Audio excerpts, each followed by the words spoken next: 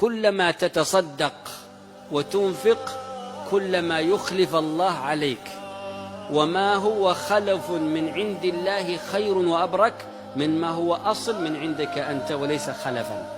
لأن الله عز وجل يقول ما عندكم ينفد وما عند الله باق.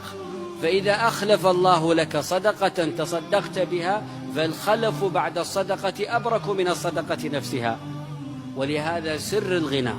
الإنفاق، وعبر التاريخ أكثر الناس غنى أكثرهم إنفاقا وأكثرهم عطاء، والدنيا من دخلها لينفق في سبيل الله لو ملكها كلها لا تؤثر عليه ولا تضره، وأما من جمعها وحرص على جمعها وبخل بها فهذا تضره في الدنيا وتضره في الآخرة. قال تعالى فأما من أعطى، يعني أعطى المال، واتقى وصدق بالحسنى